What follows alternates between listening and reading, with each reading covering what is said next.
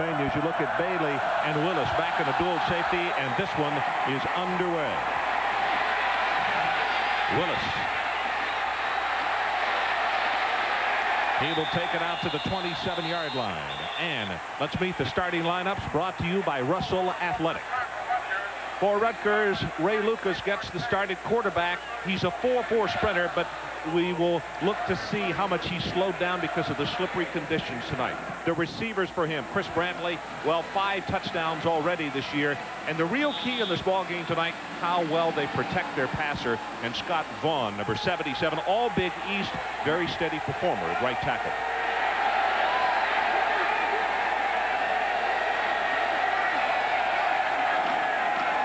Short drop and a quick out pass, and he dropped it. That's Mario Henry that he tried to go to first. And now let's get the starters on defense for Penn State tonight. That down 3. Lou Benfatti, one of the 12 finalists for the Lombardi Award, an awfully good one, number 55. The linebackers, as usual, you're at linebacker U here. They're very active. Geldsheiser, number 16, out of Pittsburgh. He is one of the leaders, also the signal caller. And in the secondary, well, Shelly Hammonds, converted from a running back position, very quick, and has a nose for the football as you look at Benfatti and the rain comes down.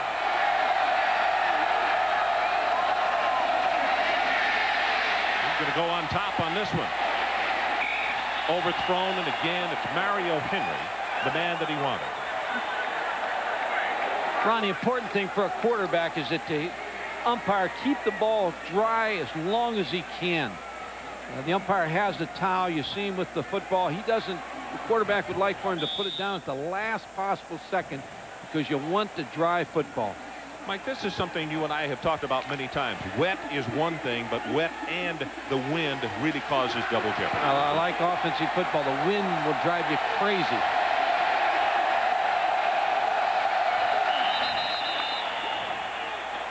You could see Ravati, number 94, jumped across, made contact. So they'll get 5 of those yards back unless he was drawn. Offside, defense. Offside. Al Hines, referee tonight, out of the Big East Conference. It's important for Rutgers to open up the ball game throwing the football because they need to establish the run like everybody does in college football. But they have to establish the pass first to make Penn State play the pass, and that will open up the running game for them. You're not surprised that they've come out throwing? No, not even with the weather the way it is.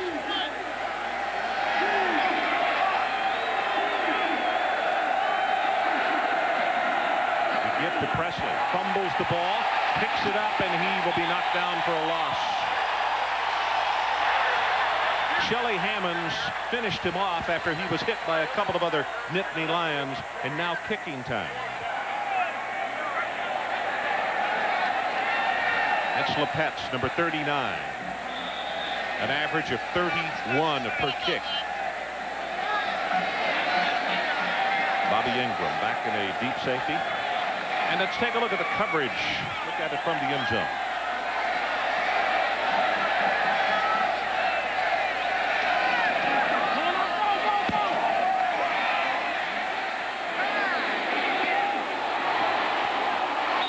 Good coverage at the 31-yard line. It's 38 yards on the kick. So here are the starters on offense for the Nittany Lions. Offensively, Kajani Carter. Over 100 yards this past week. In fact, in the first half, and 100 yards plus the week before. The wide receivers, and this is an area that Joe Paterno would like to see improve. Bobby Ingram needs to get the football more. He's a breaker out of Camden, South Carolina, and as usual, a very good offensive front. Mike Malinowski out of Shenandoah, Pennsylvania. The left guard, number 79, is the senior and leader on that left side of the offensive front. Kerry Collins, the starting quarterback tonight. And Penn State comes out throwing, and the man we're just talking about, Bobby Ingram, gets the football as he's knocked out of bounds at the 36. And let's check the starters on defense for Rutgers. Andrew Beckett, number 98, a very steady, good pass rusher. The linebackers, well, they've had some injuries here, but the man that they depend on is 41, Jamil Jackson out of Elizabeth, New Jersey. He's the leader and calls the defensive signals. In the secondary, boy, both of those safeties are very good. Watch for Malik Jackson, number 43. Here's a 4-year starter for Rutgers.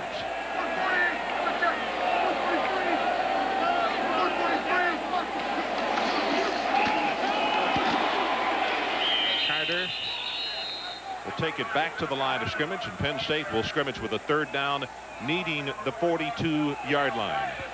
Mike, let's talk about what happened with Collins and Saka last week. 3 series at Iowa, and he was pulled for the ball game. That was Saka. Then Collins came in. Well, again, when you look at those statistics, 6 of 16 for 57 yards, 1 of 7 for 22 yards. If you're Rutgers, you're saying to your players, let's make them beat us throwing the football. They haven't shown the ability to throw the football. So Saka gets grounded as the pass is thrown complete, and it's Bobby Ingram who makes the reception. And let's go down to Adrian Karsten. Well, Ron, a point here. For almost 30 years, Joe Paterno has never accepted a player putting himself above the team. And some were concerned that after the Iowa game last week and what Mr. Saka had to say, there's some questions if he could ever really be an effective leader here again. Well, I'm told that there was an apology to the team from John this past week, and Coach Paterno has reassured all of us he's a fine young man and will continue to play well. John, as we said, played 3 series, then was taken out of the game. He was very upset afterwards. Collins delivers the ball just over the hands of Kyle Brady, the tight end. The key in the Rutgers defense is Malik Jackson, number 43. Now you're going to see him move late. Here's Malik Jackson coming up to play a linebacker. That's the 8-man front now. And when Penn State anticipates the 8-man front, they will throw the football. Ball's right on the money to Kyle Brady, the tight end, who they want to get more involved. He just dropped the football.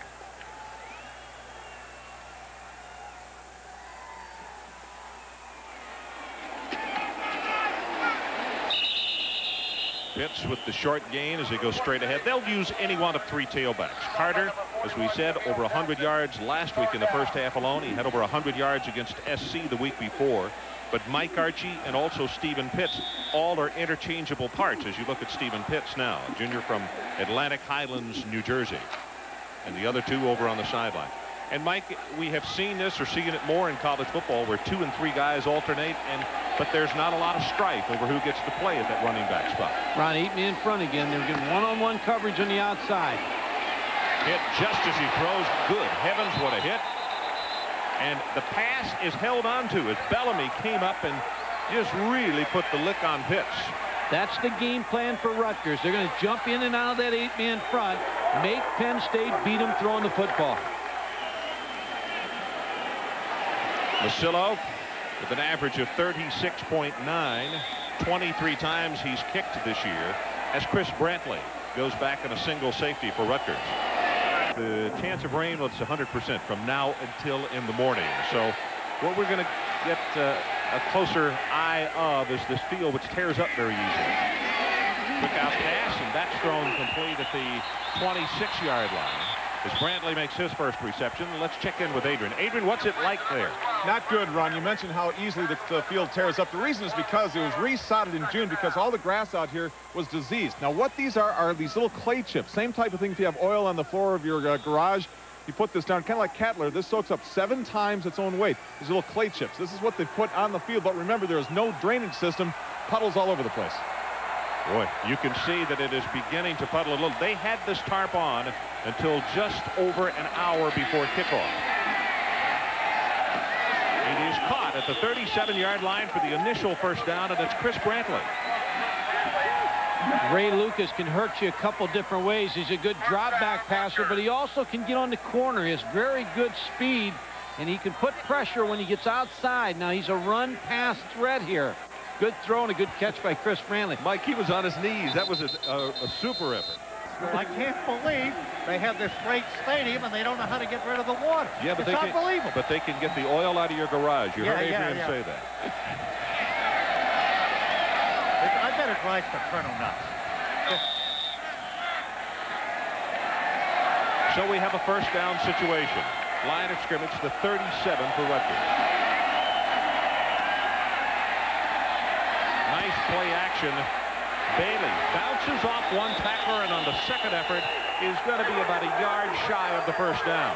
That's Holberg who came over to make the tackle. Stan Parrish, the offensive coordinator. Rutgers has had problems attacking Penn State the last 3-4 years running the football. They've had 0 success against them. So they're starting out the ball game with Ray Lucas on the corner. Quick passing game, play action. Good game plan early.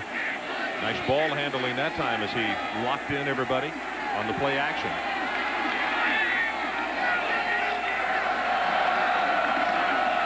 see the blitz coming and the quick out pass to Brantley. Brantley will have the first down and motors for another 5, and they are in Penn State territory for the first time tonight. That's Lee Rubin who comes over to make the tackle. See, the skill level of Rutgers is outstanding. They have good wide receivers, good running backs, and they have 2 quarterbacks in Ray Lucas and Brian Forte. Here's Chris Brantley as he explodes off the line of scrimmage. It's just a quick hitch. Now, what you want on the quick hitch is somebody to miss a tackle so that you can pick up some extra yards. You have 5. Now pick up the extra yardage after the missed tackle. Brantley now 3 catches already for 25 yards.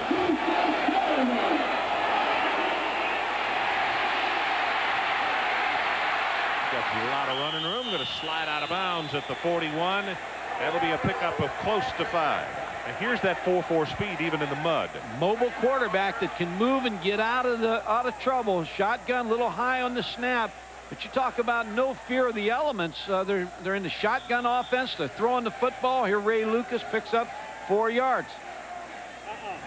Jerry Sandusky, defensive coordinator with the headsets on for Penn State. Longtime defensive coordinator here.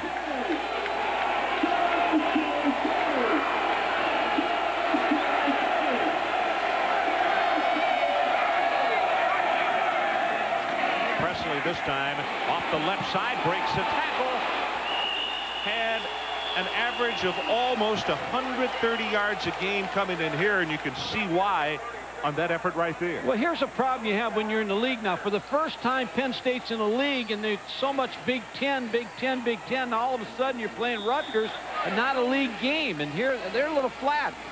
Bruce Presley, number 44, just again, just power running up inside. You know, I think it affects them when they're not in the league. They stress the league so much, now all of a sudden they're playing outside the league. And remember this, the non-conference games will figure in the tiebreaker for the Rose Bowl, so it's important for Penn State to win these games. Presley, nice cut inside, but you could see he lost his footing. And folks, if he doesn't lose his footing, the corner, as the safety had come over, he might have still be running right now. The last 3 years, we talked about the lack of success running the football by Rutgers against Penn State.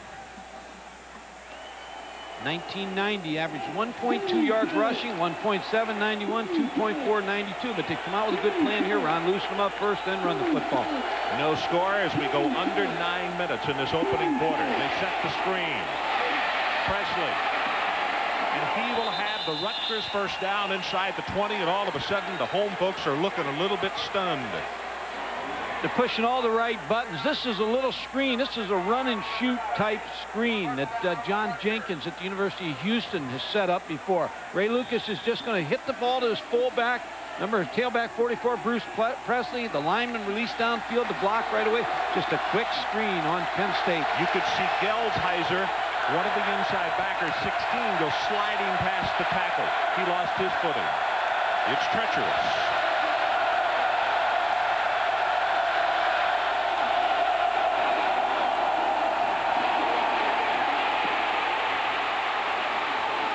Oh, this is a great job of running for the first down inside the 10-yard line. Forbes and Tyoka Jackson finally got him down, but Mike, the pressure is not bothering Ray Lucas right now. Rob Holmberg, number 80, really scraped off as a linebacker, and he really should make this play. They have this defended very well. Ray Lucas on the roll to the left. Number 80, you're going to see he just takes the fake of Ray Lucas and just doesn't break down to make the tackle. And now Rutgers is in business. 1st and 10 for Rutgers. And the ball is being placed inside the 9-yard line. This coming up is the 10th play of this drive. And talking to Stan Parrish, the offensive coordinator last night, he said our goal going into this game is to get 125 yards plus rushing against this Penn State. And if we can do that, then we have a chance to win.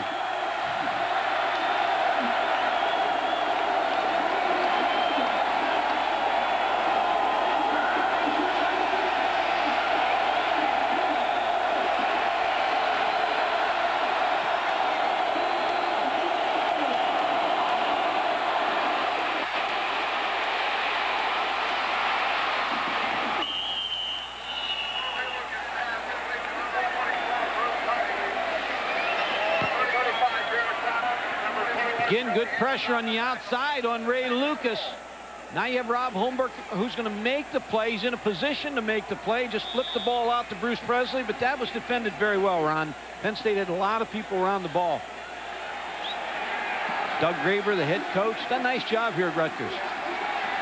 Now Lucas has hit his last 6 in a row. 6 of 8, 48 yards.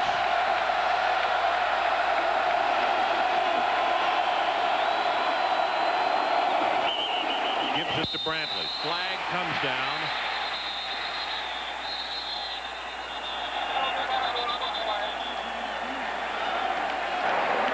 Good ball.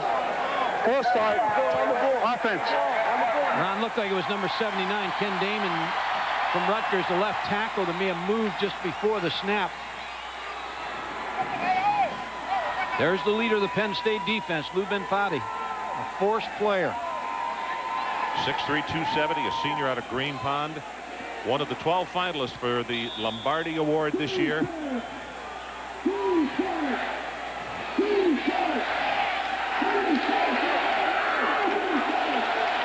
Look at this graph. They allowed only 1 play inside their own 20 last week against They Iowa. just totally dominated Iowa last week. Couldn't even get in the red zone. You see the blitz coming. Lucas looking for somewhere to run. Dumps it off Brantley and incomplete.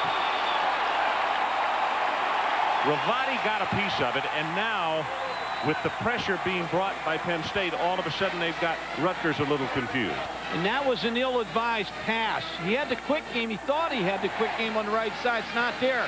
But now he kind of just pushes the ball outside. He's lucky this one didn't get intercepted.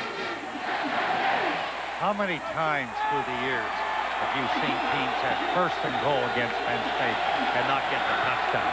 It's unbelievable. Well, it is a 3rd down situation now. 3rd and goal from the 11. They faked the run. Lucas with pressure from behind. Intercepted. See what I mean? Bona.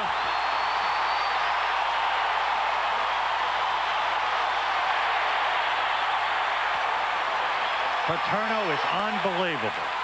His teams, when they do this, they do it week after week, year after year. It's no accident. Well, the mistake on this one, Bino, is Ray Lucas didn't get his feet up. This is John Carter. Tries to sweep the right side. He will. Hey, Ron, here's where the mistake was made by Ray Lucas. Gets the snap. He's going to have the fake, but it's not going to hold Teoka Jackson, number 97. Now stop it right here. See, as he has nothing under his feet. He's off the ground, so really he doesn't get anything on this ball, and he floats it up there. Derek Bonner, number 35. Now, if he could have been able to throw that ball a little sooner, get a little bit more velocity on it, it'd have been a touchdown. This is Carter. Little counter action. Has the first down, plus 5, 10, and counted off at 12 more. Bellamy finally makes the stop.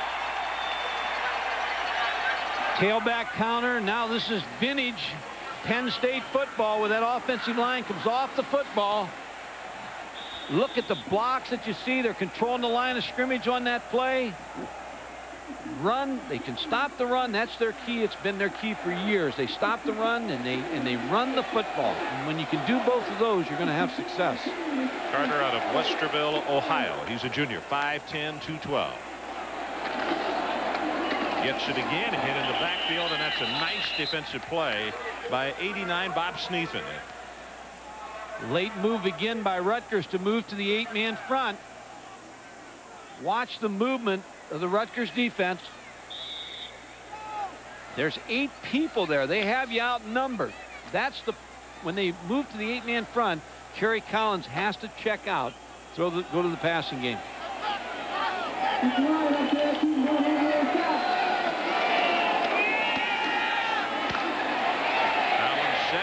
And has it complete, and Ingram, he not only finds a spot there, a huge spot, and Rutgers folks were around, but not close enough. And Mike, you saw that big piece of turf that was gone. Bobby Ingram is a big-time receiver now. He's working against Keith Price, number 45. Gives him an in move. He thought it was the post. Now he breaks to the corner, and look at the separation between him and the defender. A lot of the corners for Rutgers are very inexperienced corners, and you don't want them in one-on-one situations with Bobby Ingram too many times tonight.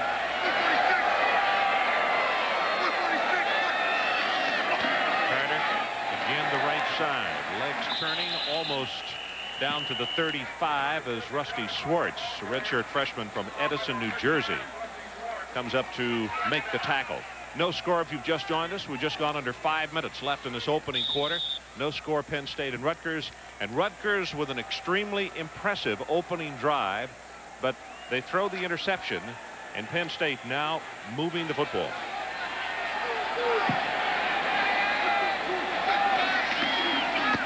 Carter. 2 tackles he breaks, 3, and now stops with the 4th, but it's a 1st and 10. Nittany Lions mark it down at the 25-yard line. Let's go down to Adrian Karsten. Adrian. Ron Ben back behind the Penn State bench. Now, Mike had just brought up in that first offensive series by Penn State, when Rutgers goes to that 8-man front, watch number 43, Malik Jackson. Usually in that situation, when the defensive back is expected to act like a linebacker, you get a substitution. But remember, this guy is 6'2", 235. Penn State coach is a little surprised that he is staying in there and they're not subbing for him. Well, that's the size factor. They can move. They're moving to the 8-man again. But when you have somebody that big, Ron, 6'2", 234, he can play the linebacker. You really don't need to substitute. That was O'Neal with the carry. He's a senior out of Cincinnati. Had back surgery after the 1992 season. And actually, the early part of this year broke a toe, so he's been battling injury, but a very good blocker. 6'1", 230 pounds, and got a touchdown last week against Iowa. Those fullbacks, you have to reward them sometime. You don't just want to use them as extra guards.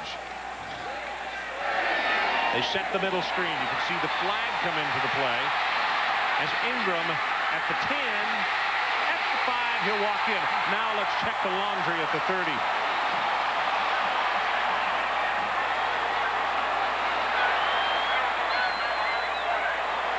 Two flags are down, one to the near sideline and then one behind the offensive backfield. Illegal motion on the offense, a 5-yard penalty in the previous spot. Well, while we got a couple of moments, don't forget, tomorrow at noon, NFL Game Day. The best way to get ready for Sunday's games. And this week's top stories, a look at the quarterback class of 1983, John Elway, Dan Marino, also Penn State's Todd Blackledge, and also an inside look at the 49ers offense and the Vikings defense. This year's hot rookies, Drew Bledsoe and Rick Meyer.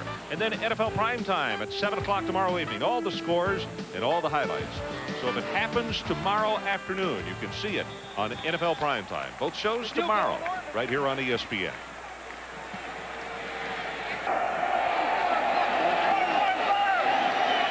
Short drop, and he's got it. Scott took the lick and goes inside the 10. Ron, the impressive thing of both quarterbacks early in this game have really thrown the ball well. Kerry Collins just on a quick 3-step drop. Ball's right on the money to Freddie Scott, number 31. Wet weather. I mean, they're having some success early. Defensive backs are really trying to be very, very patient in the backfield so that they don't slip. So the advantage is with throwing the football. That was Bellamy who didn't lock up on the tackle. It cost him an extra 7. Now we see Mike Archie. So we've seen all 3 tailbacks. He's a junior out of Sharon, Pennsylvania, 5'8", 200. And it's Swartz who puts the stopper on him. Call their tailbacks. Carter is Flash, Archie is Cutback, and Pitts is Slash. So they all have nicknames. Gentlemen, you both know how important it is after you get a big turnover to come back and drive the ball and score. Typical Penn State. Carter, boy, he gets whacked as he goes inside the 5. This is Malik Jackson, the big strong safety, who comes up and makes the hit on him, and now it'll be 3rd down. Penn State, let's face it, has more material in Rutgers, and in the Big Ten, Michigan, Ohio State, and Penn State have so much more material than the other teams. Those 3 teams will go to the Rose Bowl at least 7 out of every 10 years. The other teams against those 3 aren't going to be going to Pasadena. Hey, you better not count Wisconsin and Northwestern out yet this year.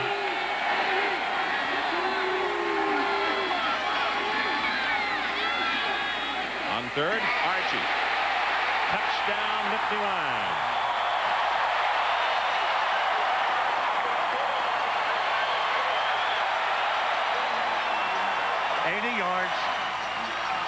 How many teams have seen that done to them? They get down there, they don't get the score, maybe a blocked field goal. They might only get a field goal, and then Penn State drives 8,000 yards. I'm impressed on the drive by Kerry Collins.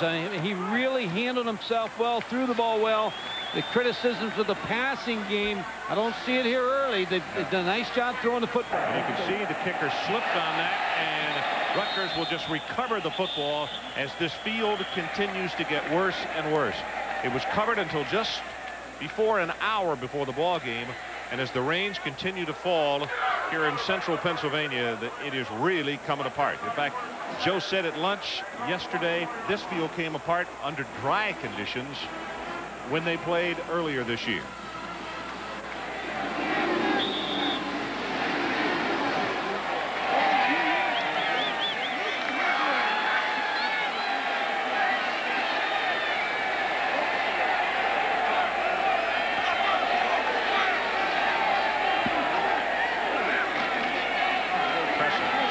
With the run, and he'll go for a couple. That's about it.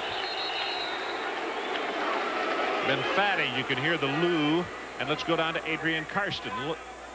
Ron, when Coach Paterno was athletic director here, they were toying around with the idea of actually installing artificial turf in here, which they decided not to do. Well, then a couple years ago, they made a huge decision, either spend 80 grand to have it resodded, actually that was earlier this summer, or spend about $400,000 and have a prescription turf put in here, and I think you're seeing the result of that decision tonight. Boy.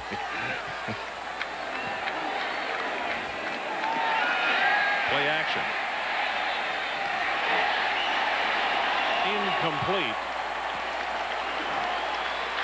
Brian Miller is the man who had the cover, number 34. You can't play it any better than Brian Miller did at number 34. First of all, Ray Lucas with a great fake. Now watch number 34 plant on a wet turf, break up. Brian Miller almost makes the interception. Really played that well. Third down for the Scarlet Knights, and the line to make is the 33.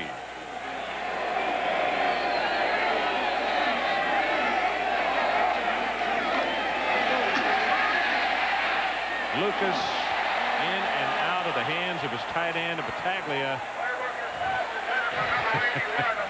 Knows exactly what he's going to hear on the sideline. That was there. That's a play you log and you come back to it, because Marco Battaglia was wide open with good running room. Ron, I wouldn't be surprised. Now, one thing you don't want to do in a wet field, you don't want to slide into the kicker, so it takes away a little bit of your punt rushes. Levitt's first kick tonight, 38 yards, and Ingram again back in a single safety for the Nittany Lions. 7-0. Penn State leads under a minute. Going to go on top.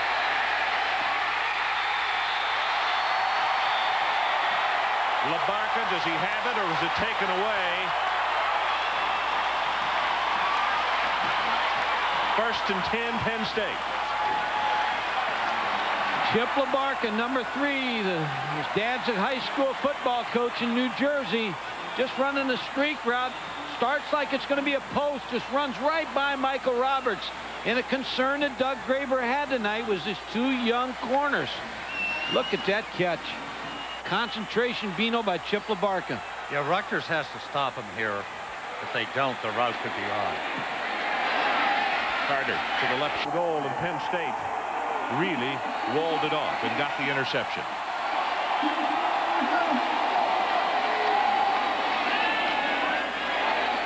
Going to throw it back far corner of the end zone. Ingram was there, but it was too tall. Well, here's the storyline in the first 15 minutes of this ball game. Rutgers, the 1 turnover.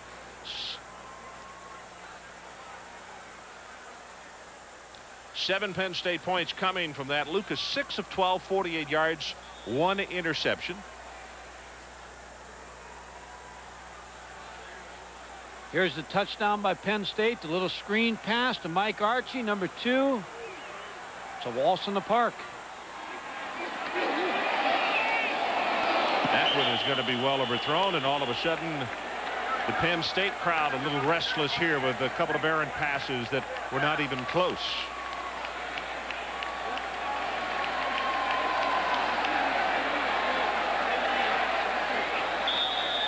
That was a key series, gentlemen, for Rutgers. At least it won't be a touchdown.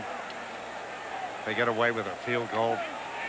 Consider themselves fortunate. However, he might even miss the field goal. Back, you could see the graphics. Second all-time scoring here at this school, behind Lydell Mitchell. Conway with the kick. And this is Willis.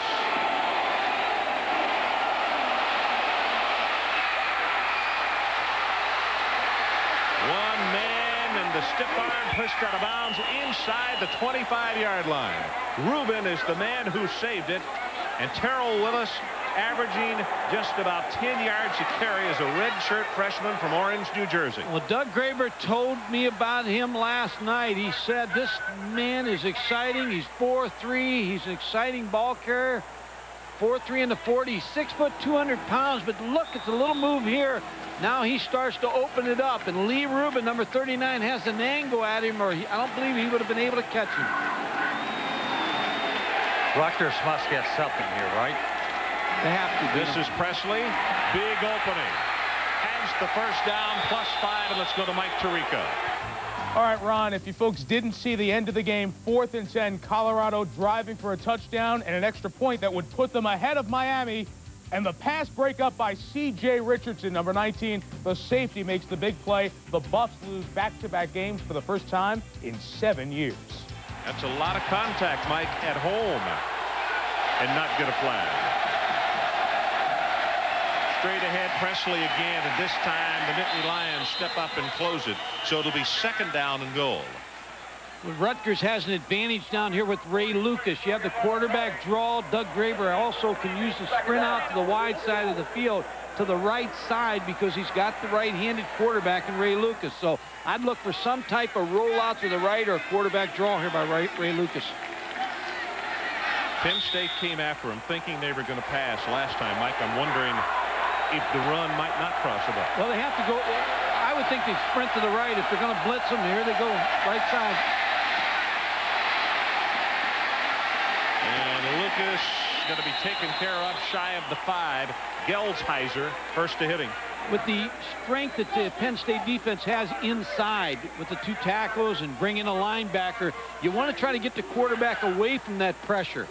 Ray Lucas on a sprint out to the right. You see how they seal the defensive tackles. They get a block on the defensive end. Tyoka Jackson, number 97. They just did a nice job of defending the receivers. So it's 3rd down. Rutgers down 10-0. And as Bino said, they need something right here.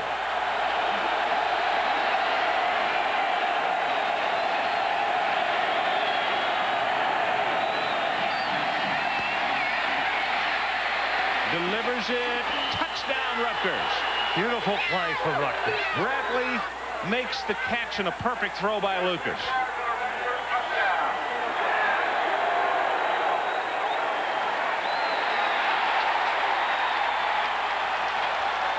Is there a flag?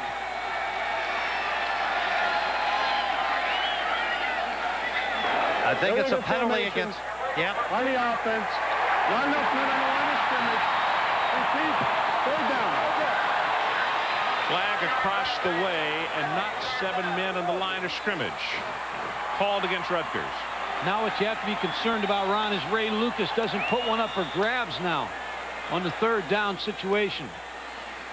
Still have to throw to the end zone.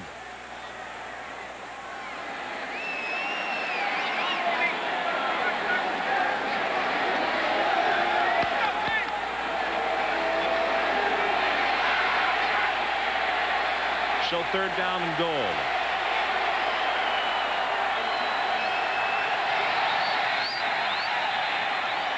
Flags everywhere. And it looks as though movement again by Rutgers. Offense.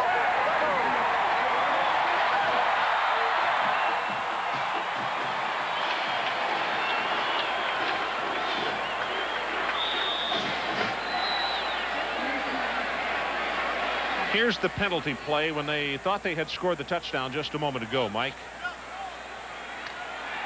Oh, no, this is 77 moving. This is the play just a moment ago, but the one with only 6 men on the line of scrimmage, hopefully we can get a look at that.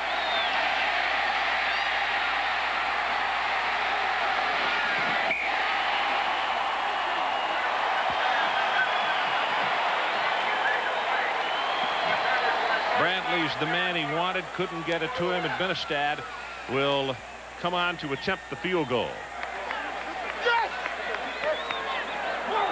2 times first and goal and no touchdown, and now they have to kick the field goal. It should come as no surprise to anybody. Benestad, you see his career numbers. He's 1 of 1 this year. Extra point, 9 of 10.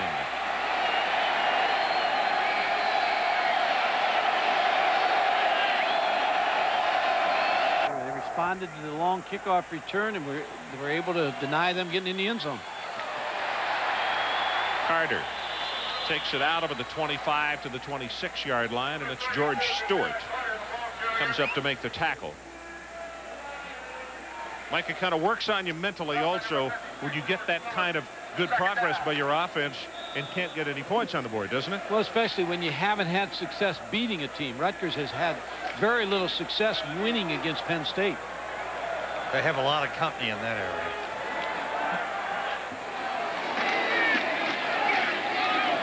O'Neal close to the 30-yard line, and again Rusty Schwartz comes over to make the tackle for Rutgers. So it's going to be a 3rd down and short, as he will not quite have it. Ball game started tonight. We've had rain and ever since late this afternoon, about 3 hours before game time. They left the tarp on, took it off just over an hour before the teams took the field. We've had rain throughout, but Penn State certainly has handled the bad footing as you look at the pockmarks in the field better than Rutgers has been able to. I've seen better looking cow pastures. Straight ahead in the quarterback, and he will have the first down. Let's go down to Adrian Karsten. Ron, listening in behind the Rutgers bench, coaches just very vehemently reminded their players, you guys coming in here, you got to put yourself in a position to win this game in the 4th quarter. You cannot afford any more missed opportunities. Telling these guys they could have tied this game up with a touchdown, another missed field goal, mental mistakes, jumping off sides, that type of thing. That's Eddie Walker, I think, that he's talking to right there, and really getting in his face, echoing what you're talking about, Adrian.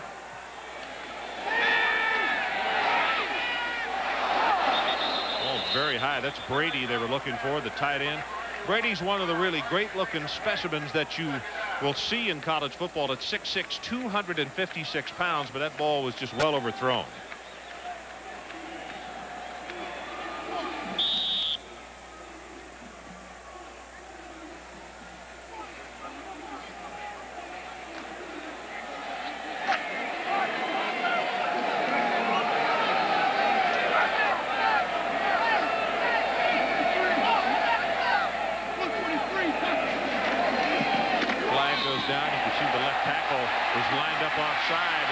Breaks it big and out over the 50 and into Rutgers territory. But that's going to be offside against Rutgers, as we said. The left tackle lined up that way. Penn State will decline it, and defense offside, decline, first down. The success Penn State has running to the tight end side, they have very good size, and Kyle Brady in a tight end gives you a big benefit too. See Kajana Carter, number 32, he's just a good, quick-hitting tailback. There's a good block by the tight end, Kyle Brady, number 81. He has a big size advantage on the outside linebackers. He's tough to handle for the Rutgers outside linebackers. 10-0. Penn State leads, about to go under 10 minutes left until halftime. In and out of the hands of Freddie Scott, and he had an opportunity. You might have seen number 9, Jay Bellamy, watch him slide by because he had been sliding himself. He lost his footing. The advantage is definitely with the offense and throwing the football tonight.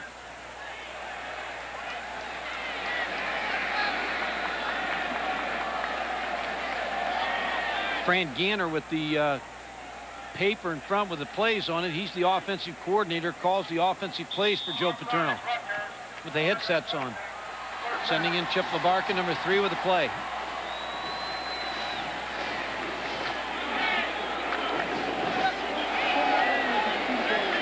Great throwing down here, Ron. 1st and 5. You've had 2 offsides by Rutgers.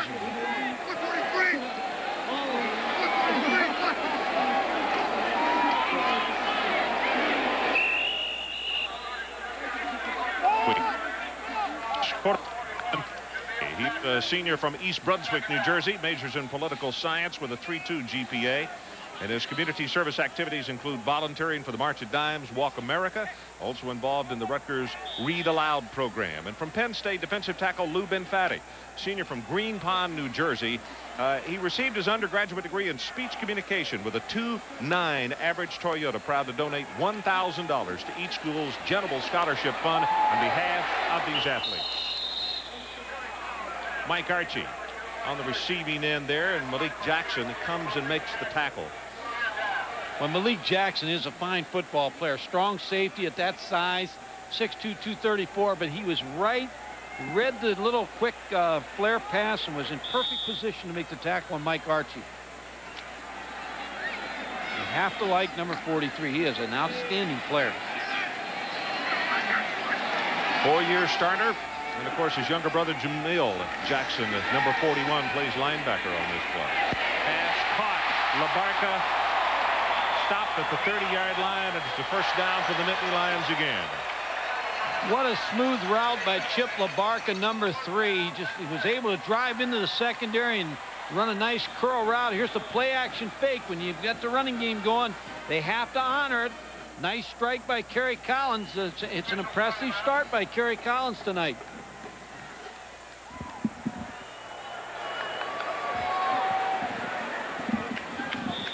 There you see the numbers, 9 of 13, 123 yards and 1 touchdown.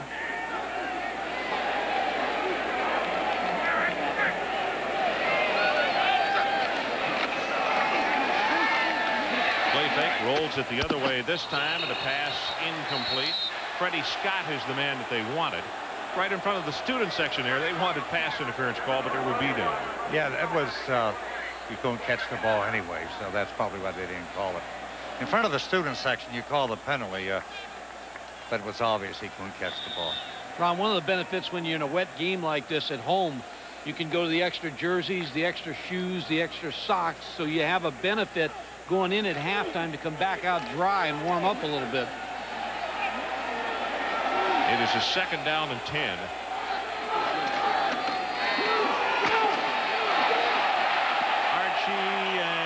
Finally stopped at the 20-yard line.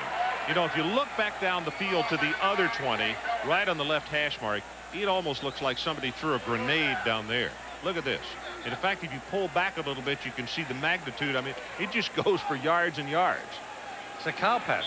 That's what we're playing on tonight.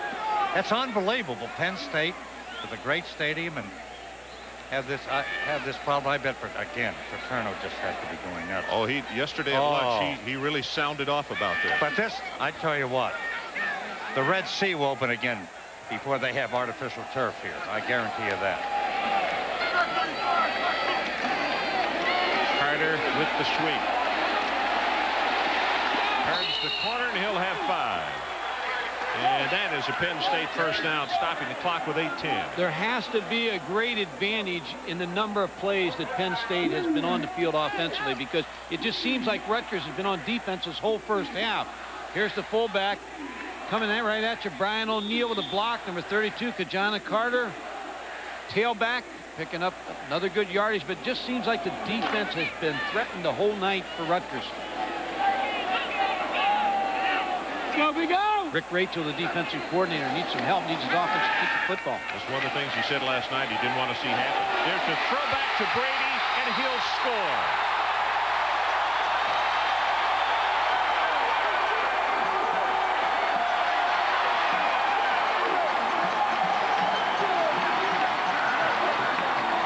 I don't know how you can be critical of their pass offense tonight. I tell you, they've got it all going. They're using their tight ends, their wide receivers. Kerry Collins is off to a great start. Good play action. The running game's going. Everything is coming up Penn State. This is Willis. And This time, no 75-yard return. He didn't get back to the 20. Let's go to Adrian Karsten. Ron, Penn State was just waiting for the opportunity to pull Kyle Brady, their secret weapon. Prior to that touchdown catch, he had only caught 3 balls in 3 games. Take a look at this. The whole point of having success with that 8-man front is to go with those 8, 10, sometimes 12-yard passes and get behind the line. That's exactly what they did. 6 points. Yesterday in practice, Ron, he stayed after practice 15 minutes and was catching footballs, Kyle Brady, to improve his ability to catch it. Good drive there, the 12 plays. As I mentioned earlier, as you see Willis break the ball for an 8-yard gain. He is such a great-looking specimen as a blocker, and also being able to muscle a strong safety. When you're 6'6", 256 pounds, not many people are going to contest you as far as out physically for the ball. It's a very solid blocker.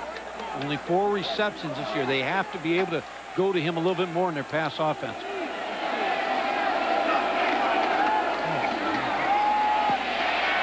Willis, and he will take it out to the 35 for the first down.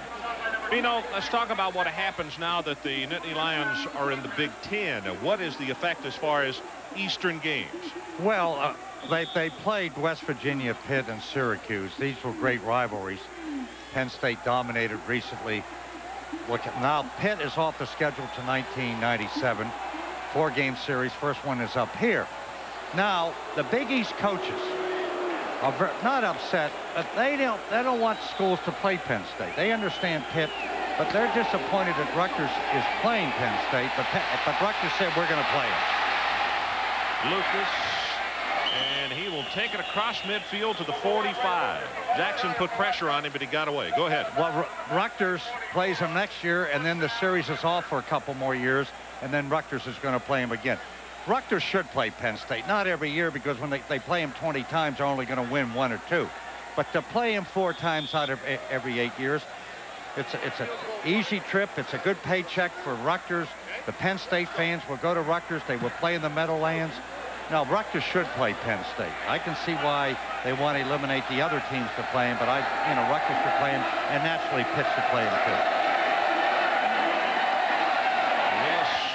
As a flag comes in at the 42.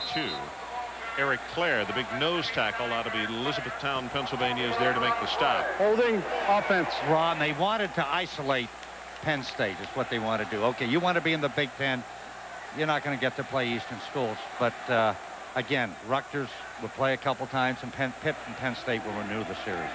I think Syracuse has benefited from Penn State going to the Big Ten. They've really they've made a lot of things happen in recruiting. I think they've helped themselves in the East. They're now the solid ball club in the East, and their recruiting has been because they want to keep people close here. The big thing with Penn State will be, as long as Paterno's here, they're going to get players. What happens when he leaves? My personal opinion, Paterno's going to coach after the 8-7. He will die in the sidelines. Lucas, it's Willis trying to throw that screen that they had success with in the first quarter, and the tackle's going to be made at the 46. I didn't know Bino was a medical doctor. Well, why not? I mean, he's going to be coaching in the Big Ten, which is a league which has great basketball coaches, but very mediocre football coaches. And he can coach to be, to 100 years old and beat those guys. He's going to be in the Rose Bowl this year. Well, we'll see. No. We'll see. You name your team, Mike, and I would take Penn State. You name your team, it's going to go. Running play again, and this time Willis with an opening. Inside the 40, 35, and he's going to have the Rutgers first down. 23 yards into carry, and Willie Smith, junior out of Fort Pierce, Florida, comes over to make the tackle. Let's face it. I'm not dodging. I'll take Ohio State, but I'm not dodging. But Terrell Willis, I tell you, he is impressive as a running back. Here's a freshman with just, he really has good acceleration once he gets into the secondary. 3 rushes, 38 yards. Let's face it, we're rooting for Rutgers to get a touchdown to keep this game close. Let's face it. Why lie? Go Scarlet Knights.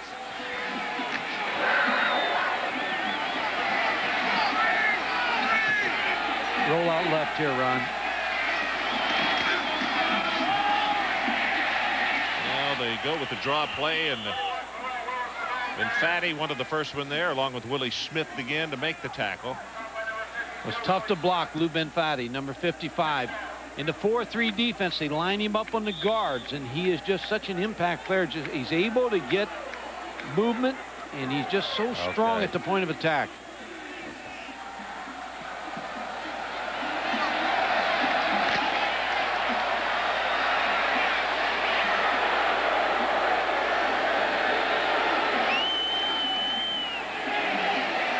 Lucas pumped it, going to go long, and that one is way overthrown.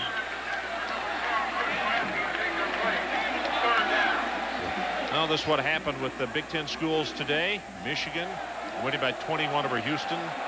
Wisconsin, big win for Barry Alvarez, outstanding coach. It's not easy to win at Wisconsin, and he's done a superb job. Dave McLean was a winner at Wisconsin. Yes. Did a nice job coaching the Wisconsin football team. Well, up to Lucas now to come through. Third down. He had 6 of his first passes tonight. He's hit only 1 of his last 7.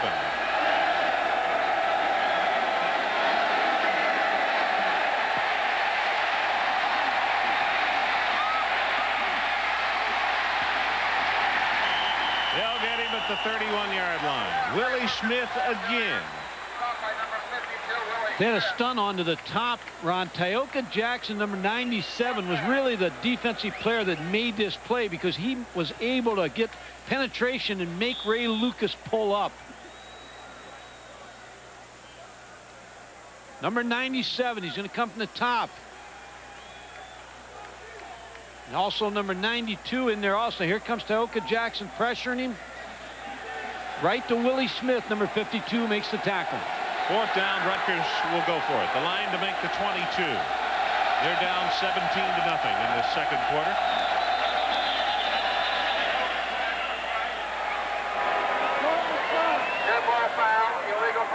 Offense. Unbelievable. They're just making so many mistakes, Ron, and you can't fault Ray Lucas. Now, Ray Lucas has done a nice job the first half, but you have to also remember Brian Forte is waiting in the wings. He's another quarterback, a little bit more of a drop back passer who was able to get Rutgers going against Duke in the second half. But I don't fault anything Ray Lucas is doing. I think his ball club is letting him down a little bit. Penalties have just killed Rutgers. They really have. If you just joined us, they've had 1st and goal twice. Once in each quarter. Came away with nothing. Willis dropped way back at the 50-yard line. Jackson will get it.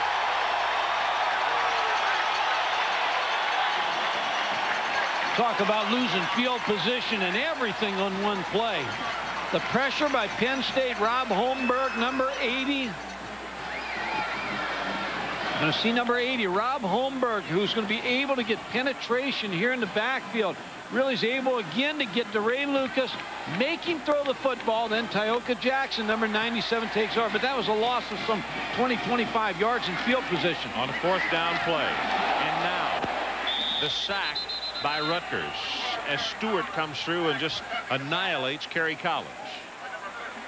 George Stewart played last year against the University of Pittsburgh with both hands broken, Bino, wore casts in that ball game.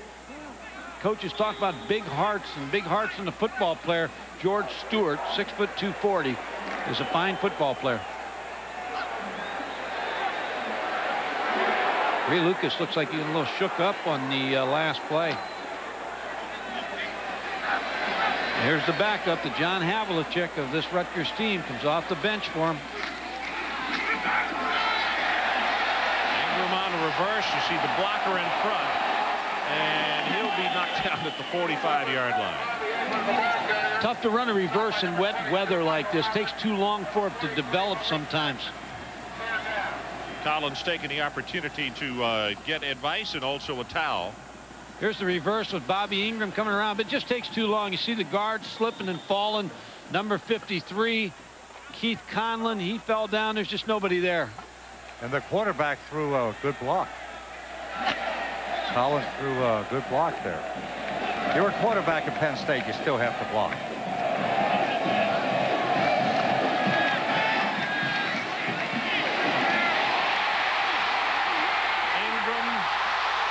close side the 25. Stewart will wrap him up. It's been a game of pitch and catch. The defensive backs are falling down. It's a quarterback as the top receiver here, Bobby Ingram, quarterback, just going to hit him on a curl route. But now watch the defensive back slip, fall down, miss the tackle. There's another one, number 9, Jay Bellamy, falling down. In this type of weather, the offense that's throwing the football has the best benefit because they know where they're going. They line up, they get to the position, and the defensive people are slipping all over the place. He went right between his legs when he tried to tackle him.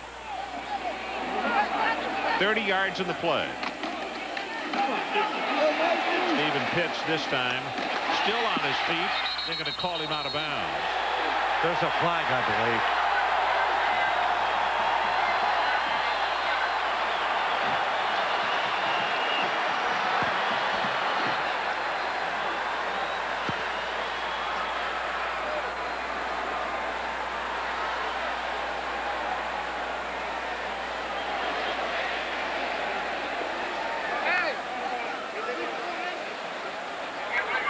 Illegal procedure against Penn State, so bring back a very good effort. Ron, I wouldn't be surprised they try to go back to Kyle Brady here, number 81. Had success early with the touchdown pass.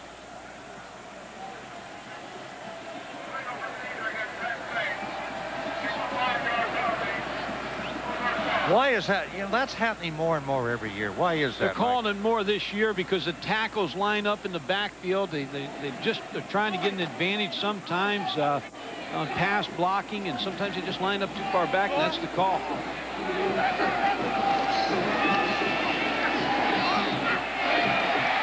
got him. Bobby Ingram. He set off the top of the telecast. They got to get the football to him more. They're doing it, and boy, is it paying dividends. Watch the defensive backs again. They're not sure of the footing. They're giving a lot of cushions to Bobby Ingram.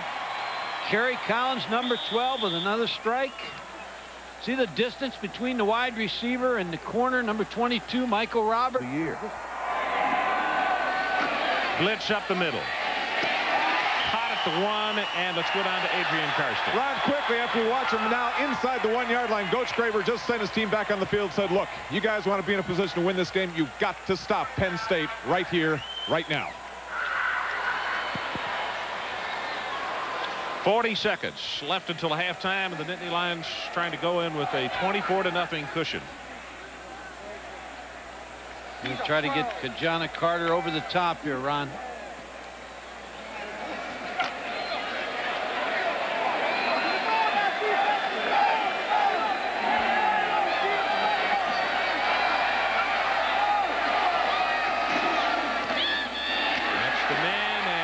Scored. Loses the ball. Did he cross the line? Yes. No, they're not giving it. They're not going to give it to him. Wow, Mike, it looked as though he had stepped across the line, which doesn't matter what you do with it then. Play is dead. And Doug Graver got his wish.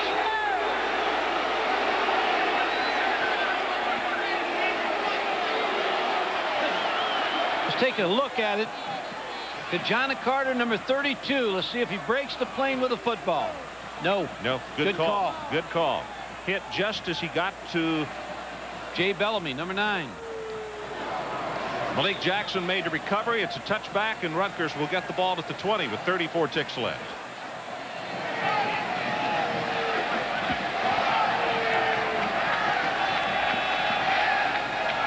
Brian Forte in at quarterback, number 7. They're going to keep this one on the ground. And he's supposed to beat Rutgers, and he will probably beat him. Every so often, a team catches him, Ron, like Cincinnati did one year, 13-3, and he does get caught every so often. But Penn State wins when they're supposed to against these teams most of the times. Rutgers did beat him in 1988, but basically, Paterno was able to win these games that he's supposed to win. And you have to do that. Well, it's a great point. You know, ask Bobby Bowden. The year 5 years ago when he opened up with Southern Mississippi down in Jacksonville, he got clipped there, then got beat by Clemson the next week, and then finished maybe with as strong a team as they've ever had there.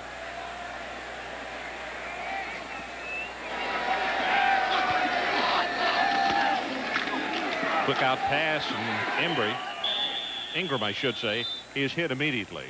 Well, Ron, Penn State came out throwing the football, and I think the key when you look at it is he's 5 out of 6 over 15 yards. And when you can do that, you have success. But what Joe Paterno wanted to do tonight was, after the Iowa game where his quarterbacks didn't have particularly good games, he wanted to come out and throw the football, and he's been successful.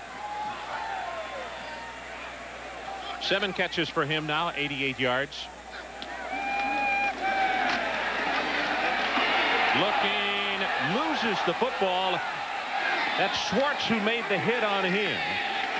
And Brian O'Neill, good thing that he was right there, because he may have been trying to get rid of it, Mike, but that would have been ruled a fumble. It was looking like he was trying to dunk a basketball over the back of his head. Another mistake. I mean, you can't have this kind of mistake. Quarterback, and Kerry Collins is just hit, just take the sack. He just flips the ball behind. That would have been a fumble. Number 29, Brian O'Neill, with an alert play. And for as good a night as he has had in decision making, he will definitely get a grade down than that. It's not how you want to start the second half. Loss of 9 in the play.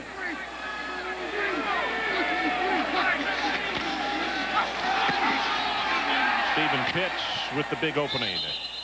You can hear the secondary coming up and making the hit. That is a gain of 10 on the play, but it's going to be 4th down and 10, as Sneathen is the man who came up to handle it. Ron, the interesting thing will be the quarterback now for Rutgers. Do they start with Ray Lucas, or do they bring Brian Forte off the bench?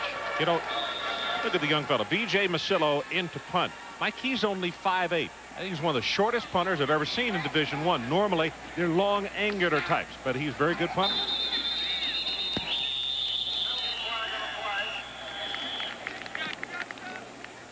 When you got a 5'8" punter, though. Good ball. Full start. Offense. You certainly can't afford to have a high pass from center. Well, you hear one of the Penn State players saying, let's wake up. Let's wake up. They know they do not want to start this second half lackadaisical, because Rutgers can get back in this ball game.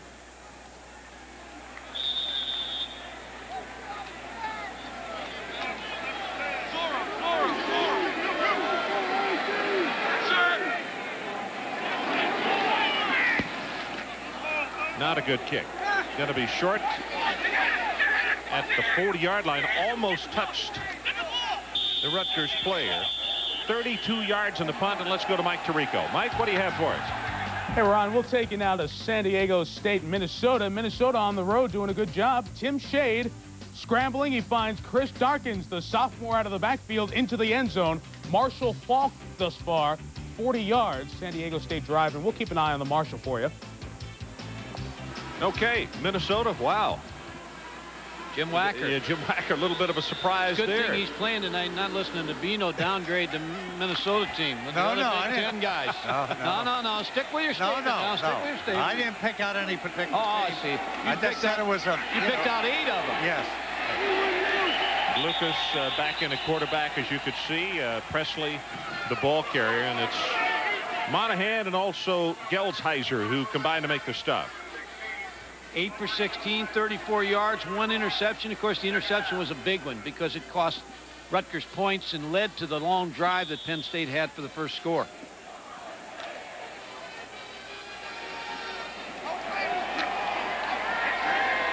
(17-0) Penn State. First 3 minutes of the second half.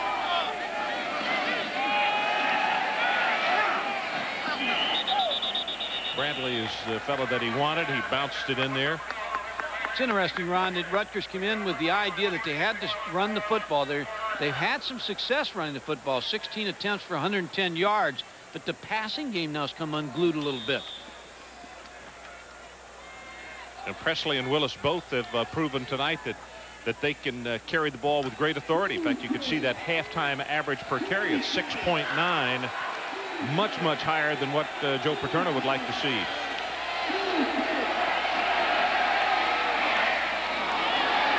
Presley out of the backfield, and he'll take it to the 47, and he misses the first down by about 1.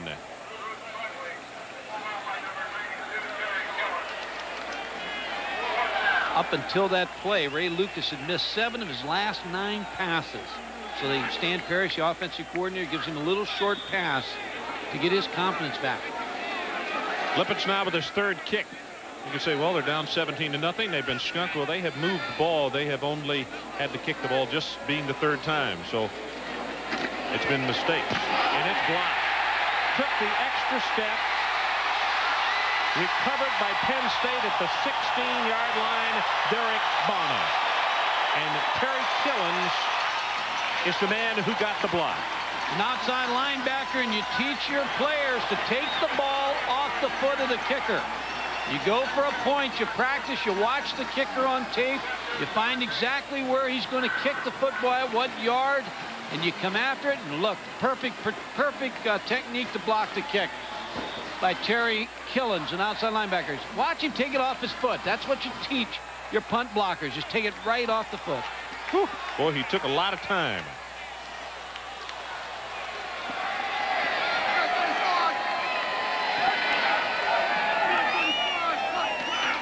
Carter, the man at the top of the eye, gets the pitch. He'll turn the corner, and they'll stop him at the 15-yard line. Malik Jackson up from that strong safety position. Adrian Karsten, just before halftime, said Doug Graber urged his defense on, said we have to stop them. They were able to cause a turnover. They have to do the same thing again. I mean, they're back in the same situation again. They have to get the ball back to their offense. Mike Archie reports into the ball game, number 2.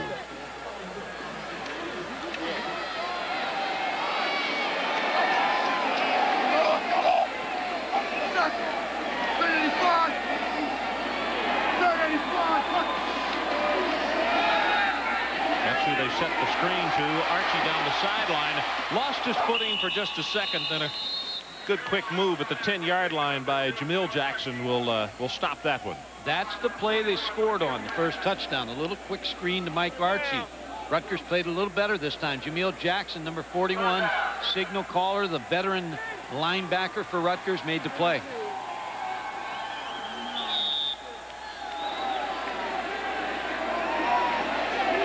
You see number 40, Stephen Pitts, comes into the ball game now as they continue to alternate Archie, Carter, and Pitts at the tailback spot.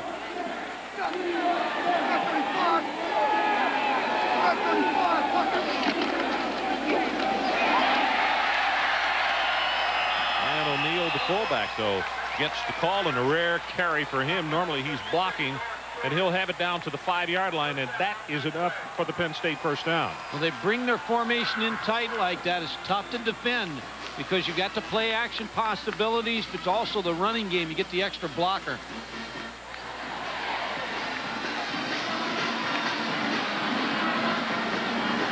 Penn State with a give to Brian O'Neal. Look at the blocking. Look at the surge. Derek Pickett, number 69, with a key block.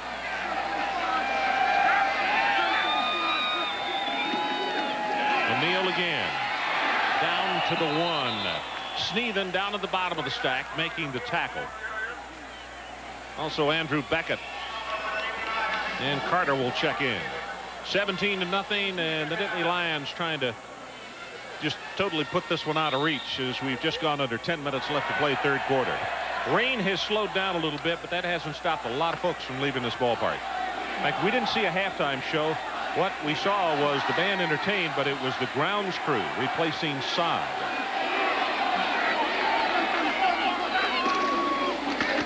Carter hit hard at the line of scrimmage, sneezed it again, and he won't get in.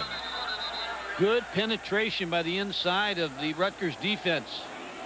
When you're calling plays, when you see that happen, Ron, you want to come right back with a pitch outside, because we're going to take see how they all go inside and they get penetration on the tight end. Bob Sneathen, number 89. Best thing to do is try to go outside of all that. If they're going to pinch and go inside, then you go outside. Third down. Joe Paterno likes the toss sweep, likes something to get outside.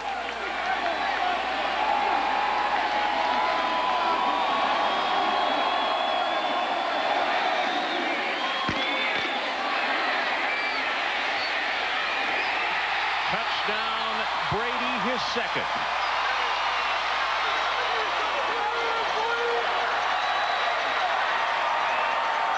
If we had Don Meredith in the booth, he would not overall for 197 yards and 3 touchdowns.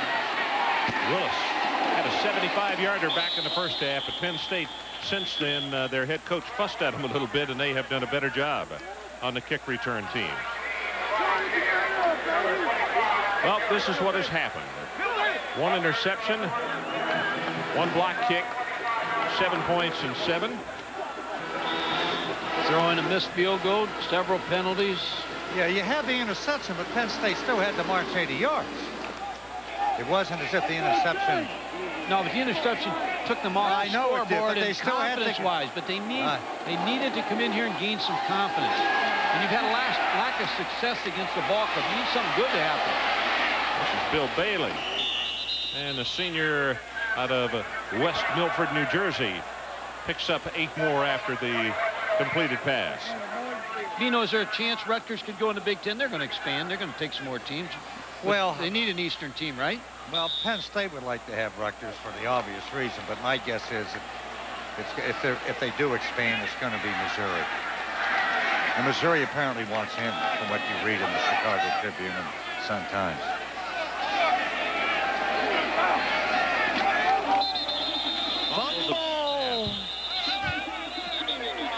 Bino's going to play-by-play, Ron. No, I'm just the boomer, you know. On Saturday at this late, you know, on Sundays, you think of 3 things. Big ball, full start, offense. God, Charles Corral, and Chris Furman, but not necessarily in that order in the fall. That's what you think of.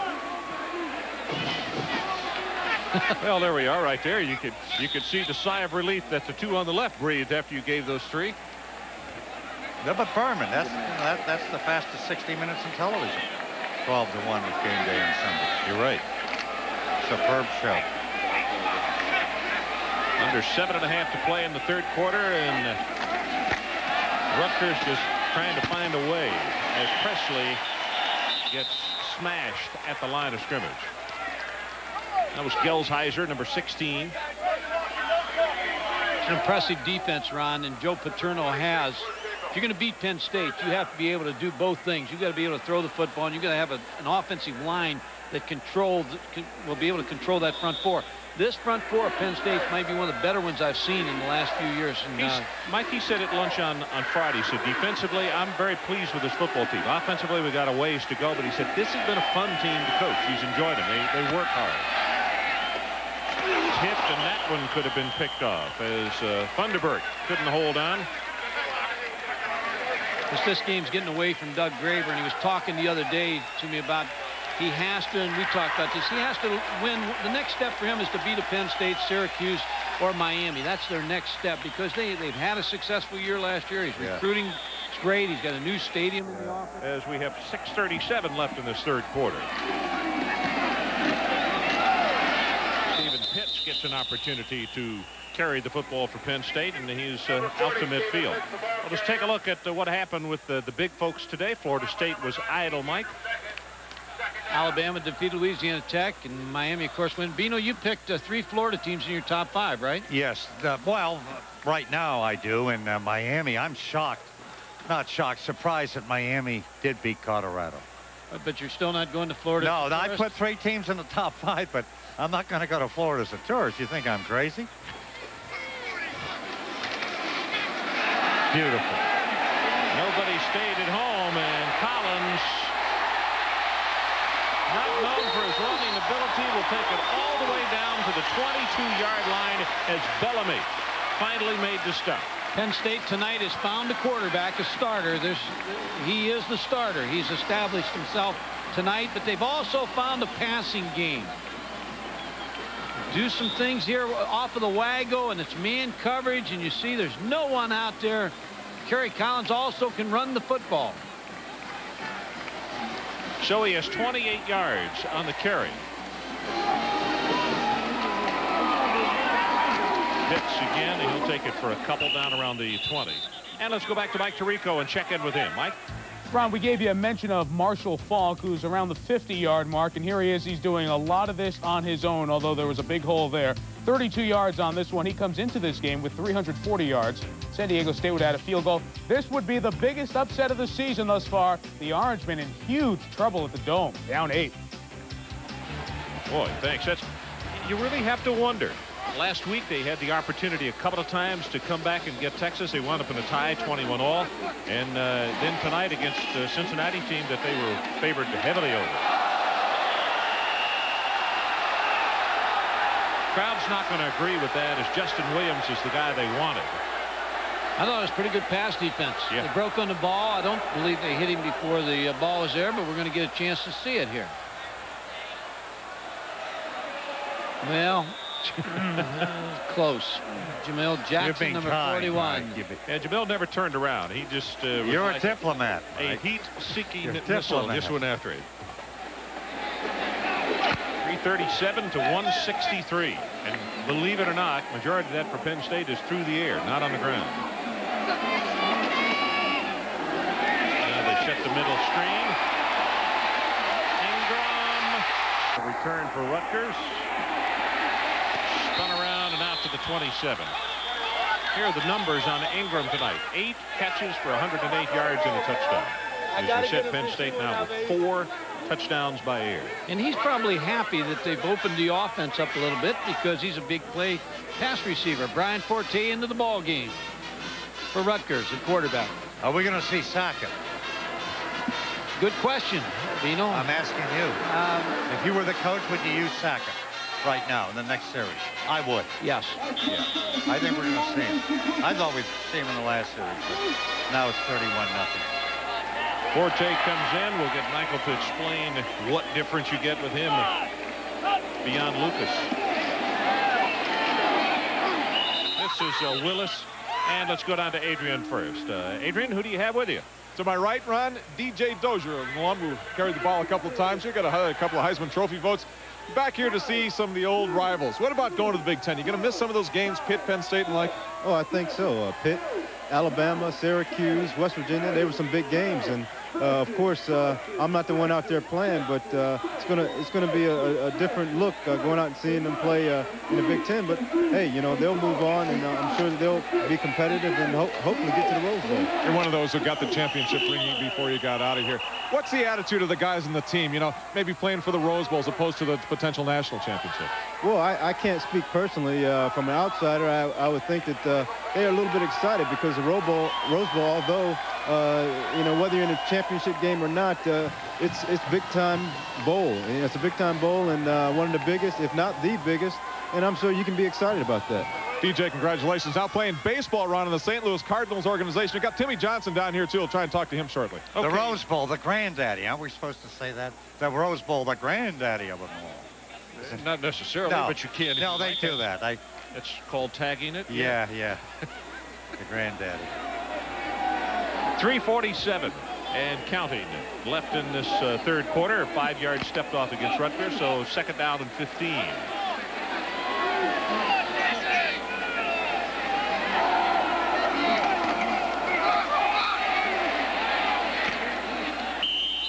Holmberg will come up and make the tackle on Terrell Willis.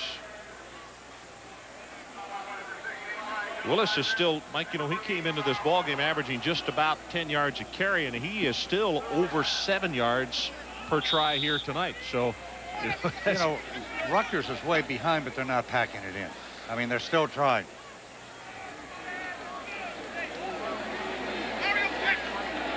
now look at this shot right here. The cow pasture is on your set right now. This is unbelievable. There are a lot of dairy farmers who wouldn't let their milk cows on that. Yeah. Going to go on top on this one. Nobody home. Look at that. Well, you can bet one thing for sure is that it's not right this year, but it'll be right next year. Yes. Even if it costs $400,000.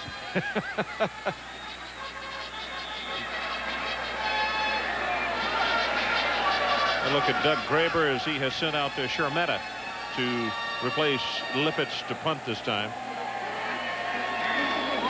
And they're coming after him up the middle, barely gets it away. Mike Archie got the ball and also got a Rutgers covered in. Let's go back down to Adrian Karsten. Adrian? Well, standing to my left now, Ron Franklin, is Tim Johnson. He tells me he weighs 285. We're not so sure about that. Let me ask you a question. Rose Bowl as opposed to playing for the national championship. If you're not going to the Rose Bowl, you know, you're playing a team that's either 1 or 2 from the Pac-10, you're probably not going to, you can't win the national championship. If you were coming here, would you do the same thing? Would you come to the same school knowing that? Well, Penn State being the school it is, I probably would, but I would much rather have it the way we had it and being able to contend as we did 2 years in a row for the national championship.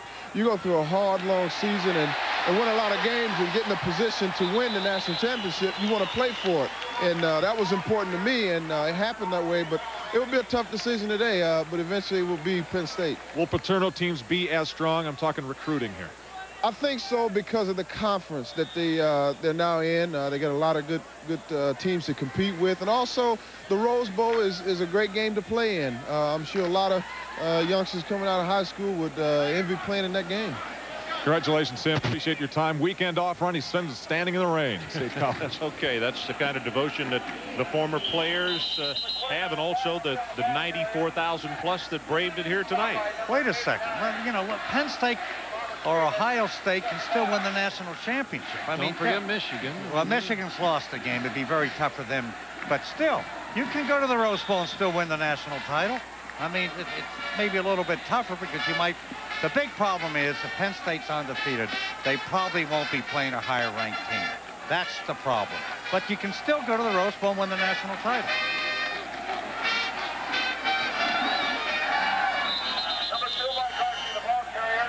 Joe Paterno has had a long and successful career, but there's one more goal that he would like to get. I would be dishonest, Ron, if I didn't tell you it would be fun to take a team to the Rose Bowl. Having said that, however, I'm not naive either. I know how tough it's going to be for us to get it done before I hang it up. I'm going to coach hopefully another 4 or 5 years, and if we could get there in the next 4 or 5 years, I'd be pleased. In those 5 years, he will be in the Rose Bowl at least 2 times. Think so, huh? Oh, yes. 3rd down.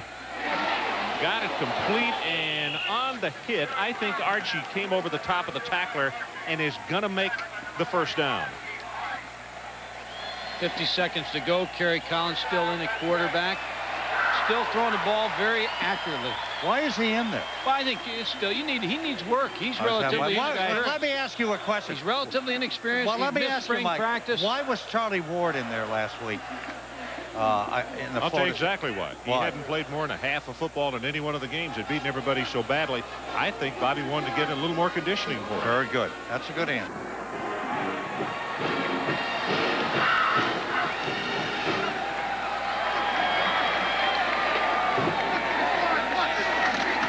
This is Archie.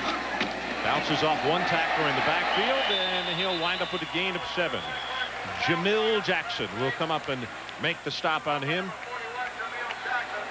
The important thing for Doug Graber and his coaching staff to remember is that they get off to a good start tonight. They killed themselves with penalties and mistakes, but they could have made this a close ball game, but missed the opportunity. And this program is a program, Bino, I really believe he has the best shot of any coach ever in Rutgers history to get this program on par as a top 25 program, because he's got the new stadium, Big East, television. He's got a lot of things going for him. He's a bright young man.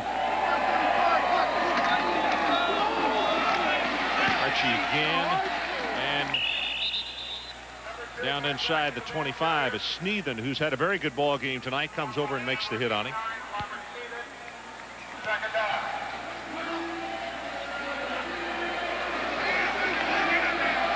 Well, the main thing that Rutgers worried about tonight was to get into a situation where they did make the mistakes. The defense stayed on the field way too long in the first half, and they didn't get a balance. But injuries in the secondary, plus the fact on offense, just missed opportunities in that first 30 minutes, and down 31-0 here. That's a mountain way too steep to climb.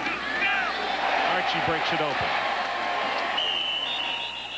You go through growing pains in a program, and Doug Graber now is at the next step. Even though this ball game's out of reach, they're going to have some opportunities in their schedule to atone for this as they go along, and they still have a potential, as you look at Doug Graber, to be a bowl team. You know, I mean, they're getting beat tonight. They're getting beat by a fine football team, but they still have opportunities ahead.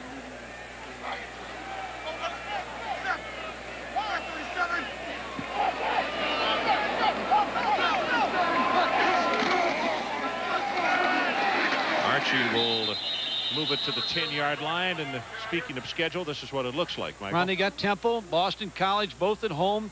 Chance to win both those at Army, at Virginia Tech, Pittsburgh at home. But they close tough at West Virginia, at Miami, and Syracuse at home. Now, his goal is to win one of those last three, West Virginia, Miami, Syracuse, knock somebody off that's ranked. But he has a chance for a good year. Steve, you hear me?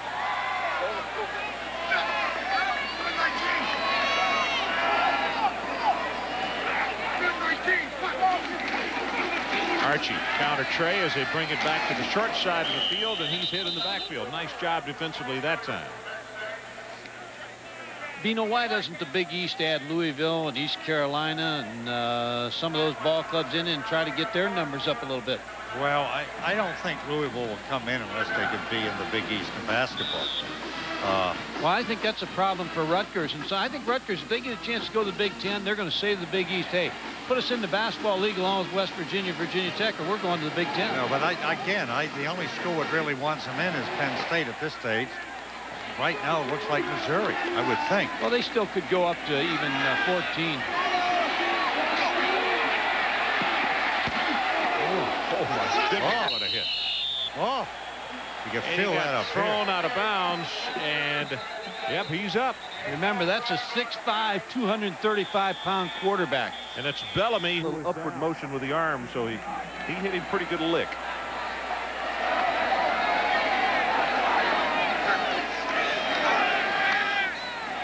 Looking for Brady. Tight end. Oh, it's going to be intercepted at the 10-yard line. And that is Malik Jackson, who steps in front and makes the pickoff. Was one to Brady, the big tight end who already has 2 touchdown receptions in the game. Ron, you're going to see Malik Jackson playing in pro football someday. Here's 6'2", 234-pound senior who breaks on the football in front of Kyle Brady for the interception. But he stops the run. He plays pass defense. He has good speed and good size.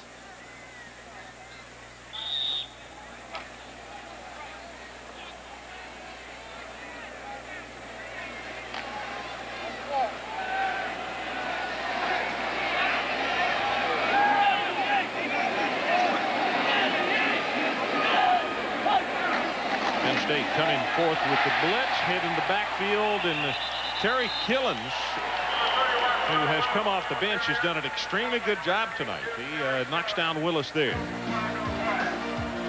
Well, tomorrow, 12:40 Eastern Time, the Goodies 500.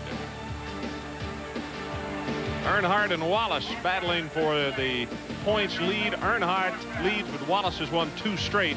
And they have only 6 races left. So tomorrow's Goodie 500, a very, very big one. Don't miss it. Starting time is 12:40 Eastern Time here on ESPN. That means game day is only 40 minutes tomorrow. The fastest 40 minutes in television. You only get Chris You Berman. praised him and they cut off. Oh, yeah. I mean,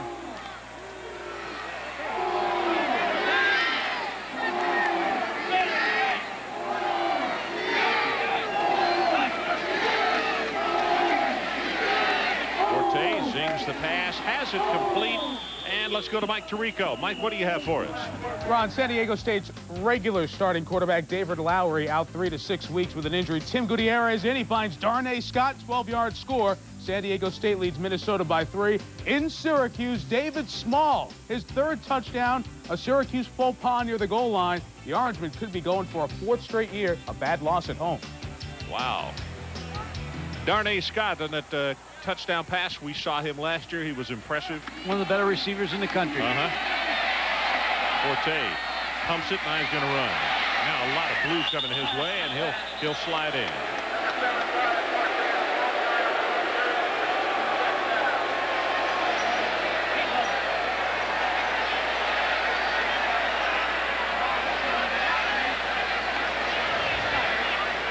Seven out of 9 for Brian Forte, 138 yards, 3 touchdowns this season. Sparked him in that Duke game. He was the one that brought him back for the win.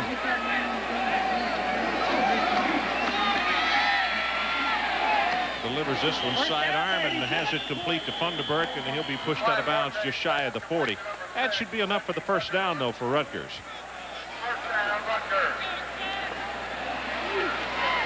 Well, we all know that that Brian Forte transferred from the University of Miami. And he has a lawsuit against that university. We're going to show you a panel here in just a second of what the charges are that he has against them.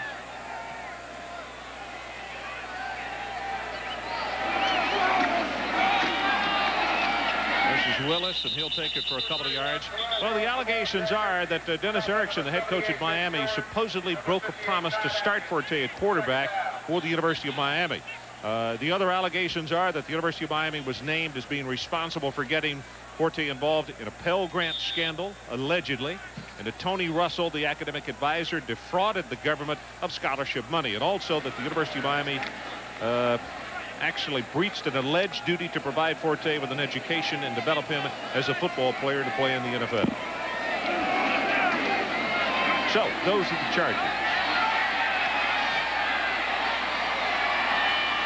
And he'll run out of bounds. The young man is seeking $10 million in damages. If Forte wins this case, every politician in this country, nearly every politician, is liable for lying. I mean, that's the way I feel. I mean, it's unbelievable. At the courts, going to spend all this taxpayers' money in these cases, the judges and everything. It's absolutely insane. Is that strong enough? I think it's crazy. Well, we got time left. You can think it over and give us what you really see. It's unbelievable. Under 10 to play, as you can see, 31-0, Penn State. Forte with a good job of faking there, and underthrows his receiver, who is Brantley. I don't think Brantley has a reception in the second half, and he was big in the first half. Ron, don't let Mike off. What's your opinion on the lawsuit? You're a former coach. Well, I think first of all, promises of a coach. I mean, you win the battle on the field.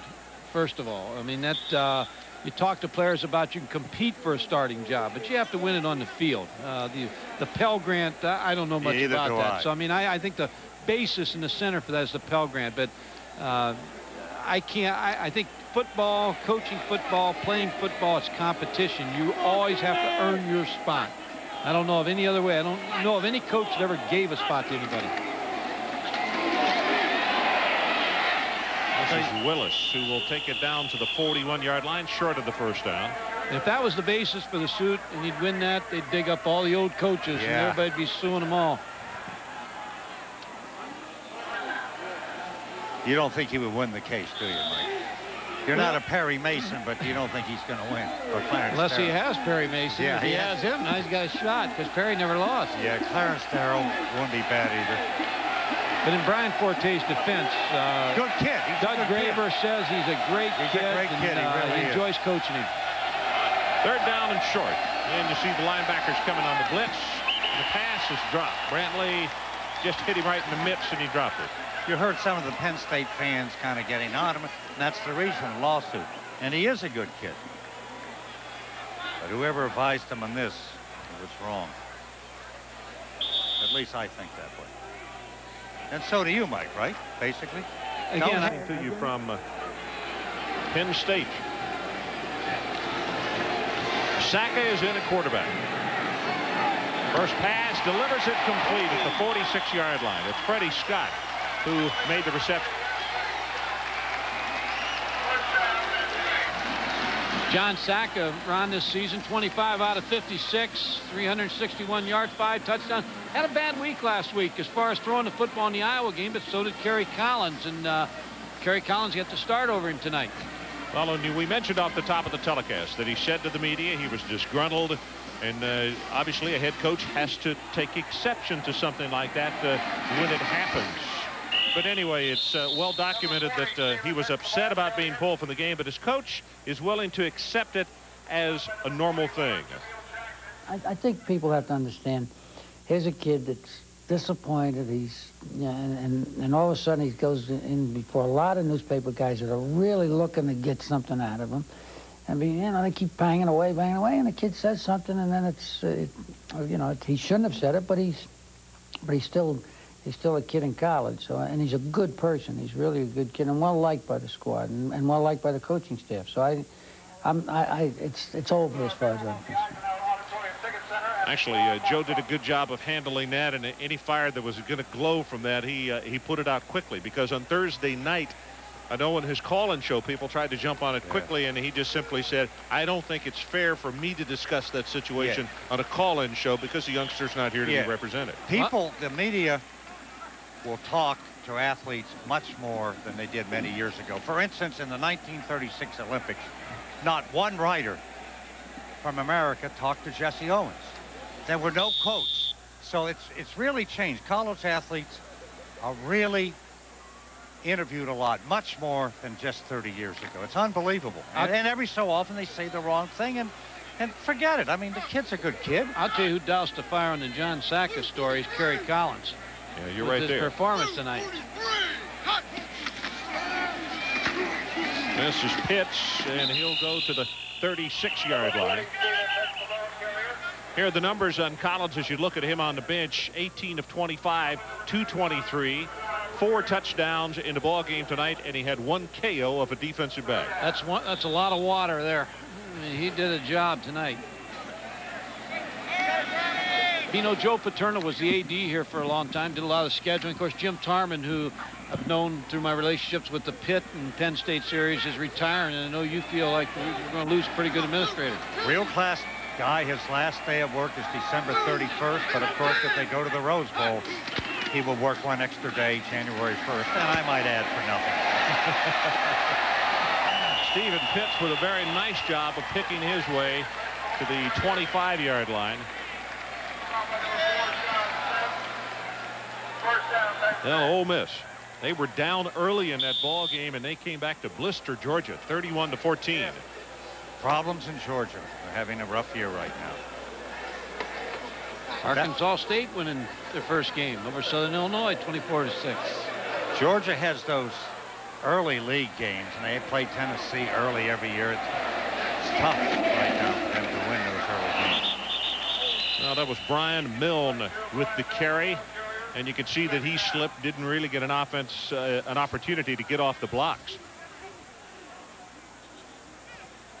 And let's check in with Adrian Karsten about the young man who just carried the football. Lucky and fortunate that he is even on the field tonight, Ron. Here's a man, 6 operations in 3 years, diagnosed with Hodgkin's disease after his junior year. Coach Paterno said, just get healthy. Your scholarship is safe here. Now the NCAA discus champion. Well,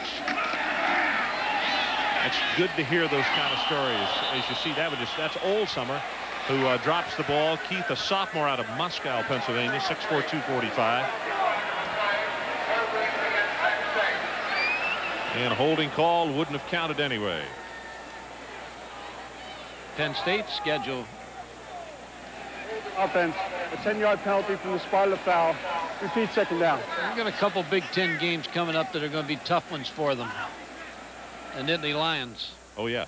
Well, here's their schedule. They go to Maryland, then they have Michigan. Notice they had the week off, then they go to Ohio State. They have a week off before then. No, they don't. Then they go to Indiana. They've got a week off for Michigan. Before Michigan and Ohio State. So good planning on somebody's part. You know, what's the chances of 11-20 there when they go to Northwestern? They're playing for the whole thing. Both of them. Yes. Well, I'm sorry. Well, yeah. Yeah. Middle screen. He just threw that one away. And Mike Tirico, let's go back to you for an update. Ron, your partner, Coach Gottfried, will see San Diego State UCLA Thursday night on ESPN. Tim Gutierrez, coach, to Darnay Scott one more time, 27 yards. San Diego State up 10. Syracuse has scored a touchdown. Kirby Dardar. The Orange have the ball at the Cincinnati 20, halfway through the fourth quarter, trying to avoid an upset. So you're right, but what an upset that would be.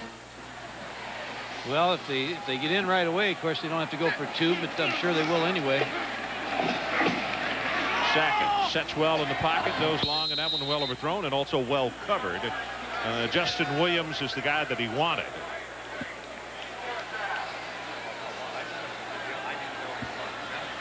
Rutgers 2 times in the first half had the ball with a goal to go and came away with nothing.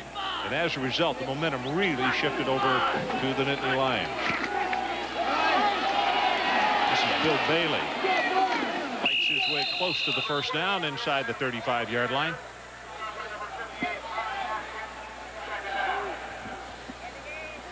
Well, the Heisman race, it is early on, but, you know, who, when you look at numbers, Michael, comes to mind for you? Charlie Ward. He's in complete control. He's driving the truck. And I just feel like that.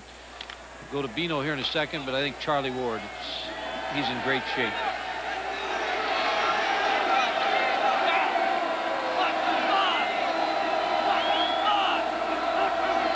See the outside linebacker creeping up, but as the ball is handed off, it'll go for only a couple of yards. And here are the numbers on the quarterbacks today. Charlie Ward averaging 307 a ball game. They were idle. Marvin Graves 19 of 27, 231. That one's still going on. No touchdowns for him tonight. Schuler 13 of 19, 166 yards, 3 touchdowns and no interceptions against LSU. Well, you don't have a quarterback up there, and that's Kevin McDougal from Notre Dame, and everybody thinks I'm nuts, but I think if Heisman Trophy, Charlie Ward, want to take a vote on that? Well, yeah, I'm just saying. And I say a vote on whether you're nuts or not. They know. But my point is, when they play in November,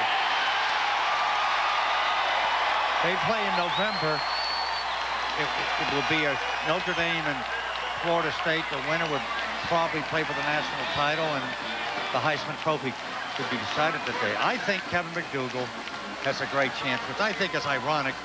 They wanted to dump him, and they were hoping that he won't be the starting quarterback. I think it's a great story. The kid never complained, Ron, for a couple of years about not playing. Of course, how can you with Rick Meyer there? Class kid.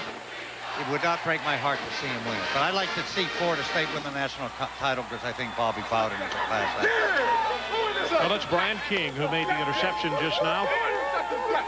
You know, your point's well taken. I'm with in the boat with Mike. I think Charlie Ward is I think he's the leader. I think he's well on his way. I think he's the leader.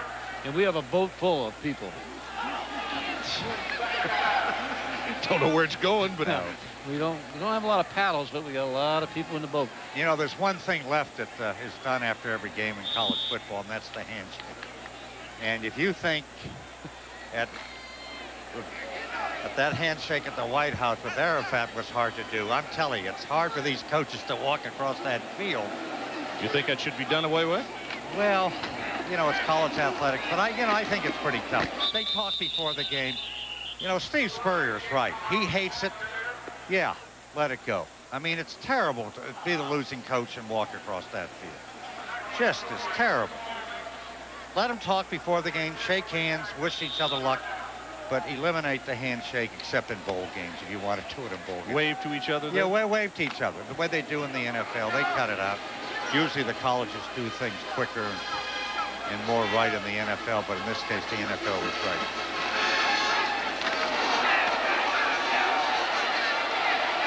Sack is still trying to get away. He won't, and it's Bob Sneathen, who has had a very good ball game tonight for Rutgers, is there to knock him down. You know, there's one thing that's interesting. The Citrus Bowl is going to have a very good bowl, Ron and Mike. They're going to probably have the loser of Florida, Alabama, probably have the loser of that game either against Michigan, Ohio State, or Penn State. So that, you know, that Citrus Bowl is going to be a very good bowl. Yep, sure could be. Ron, it looks like Syracuse picked up a field goal. Now trails 21-17 with I don't know how many minutes remaining. You may be able to see it over there. Mike, that's 2 low snaps from center here. That's something that the special teams will talk about, even though this is a 31-0 ball game. And now tonight, it's time for the Visa Players of the Game. From Rutgers, it is Malik Jackson. 8 tackles, 3 solo, and 1 fumble recovery. And for Penn State, it is Kerry Collins, 18 of 25, 223 yards, and 4 touchdowns. And as part of their continuing effort to further the development of amateur athletics, Visa proud to donate $1,000 to each of these universities and $1,000 to the U.S. Olympic team.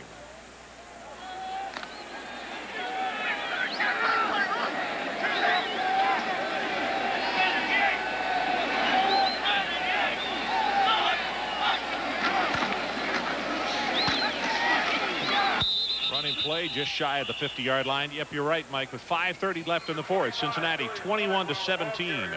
Syracuse picking up a field goal, so they pulled to within 4. Biggest upset of the year. Cincinnati wins that on the road. Right now, Miami, I thought they would lose today to Colorado. Miami is now has a shot at the national title. And even if they lose to Florida State and Florida State ends up losing, you know, say at Notre Dame in Florida, they're back in the race then. So it's unbelievable how Miami hangs in there year after year. This is Blackwell. You know, after I've seen Florida State, I don't see anybody beating Florida State. After I see what they did to North Carolina, Ron, I'm so impressed with Bobby Bowden's football team. I just can't tell you how much.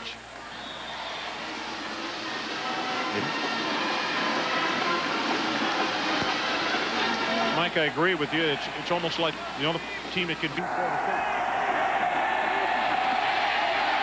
Forte gonna run it. At the 5 and erase history. You talked about the no-hitter too quickly. You put the jinx on him, Adrian. You jinxed the no-hitter.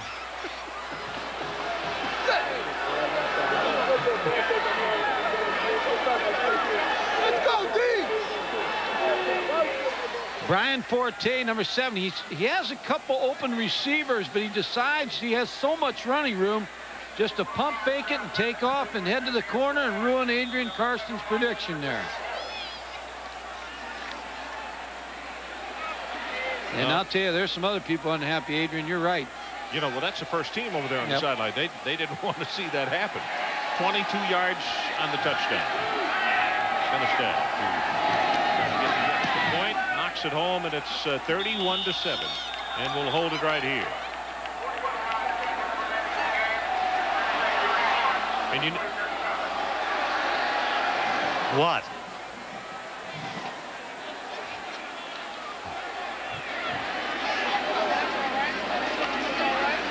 .49 ticks left on the clock, and you can see that. Yeah, but you know, a lot of Penn State fans think if it was a tie for the conference title, because Penn State is new in the league, they're going to get the shaft. I don't think they will. 1953, Michigan State and Illinois tied for the Big Ten.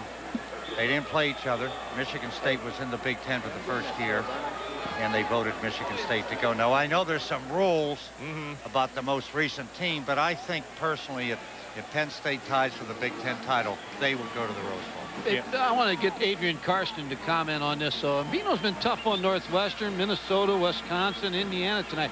And Adrian played at Northwestern. Now, Adrian, Northwestern's not out of this thing yet, are they, Adrian? Coach, the only team those mighty Wildcats have lost to is Notre Dame. And what team has played Notre Dame closer than the Wildcats? They're 2-1 and #1 in the Big Ten. Bino. Make ticket reservations right now. They haven't. No, the last time they went was in the 40s. They won 20-14.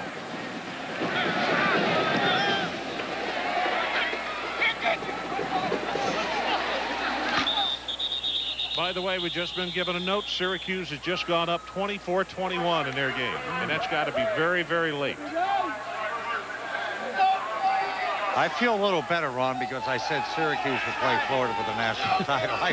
Believe me, I feel a little better now. But Syracuse would play Florida for the national title. But that's a preseason prediction. The prediction is that Florida's going to win the national title.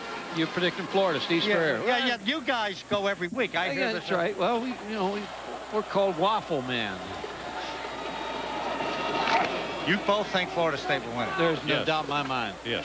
I think now, Alabama's good. Wait a second, Tony. I've got to put some contingencies on there. Florida State has the best team, but I don't think they will win at Notre Dame and Florida both. That's the way I feel. I think Florida State is the best. I think Notre Dame's good. I think Florida State just didn't see many weaknesses, and they can play in the mall. I don't care where they play. They're going to play everybody tough. I never advised a team to go to South Bend in November. That's the one mistake. I don't disagree with you. I mentioned that to Coach Bowden last week. That to me was a little hard to figure, but they'll go any place, anytime. Just like that's right.